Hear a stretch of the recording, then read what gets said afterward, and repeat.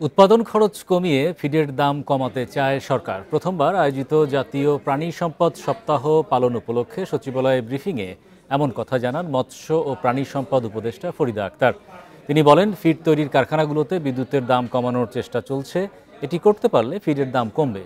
উপদেষ্টা জানান, ২৬ নভেম্বর থেকে ২ ডিসেম্বর পর্যন্ত প্রথমবার জাতীয় প্রাণী সম্পদ সপ্তাহ পালন করবে সরকার। বাংলাদেশ চীন মৈত্রী সম্মেলন কেন্দ্রে হবে মূল আনুষ্ঠানিকতা। কৃষিতে বিভিন্ন ক্ষেত্রে গুরুত্বপূর্ণ অবদানের স্বীকৃতি হিসেবে ৫ ক্যাটাগরিতে ১৫ জনকে দেওয়া হবে সম্মাননা। ফরিদা আক্তার বলেন, বর্তমান সরকার অনেক কাজ এগিয়ে রাখছে, যা পরবর্তী নির্বাচিত সরকার শেষ করবে। বাংলাদেশের ঐতিহ্য, জীবিকা আর অর্থনৈতিক উন্নয়নের পথে এক অদম্য শক্তি। ৭০% খরচটা হয় ফিডের খরচ, তার উপরে আছে বিদ্যুৎ এবং এইসব যে খরচ আছে।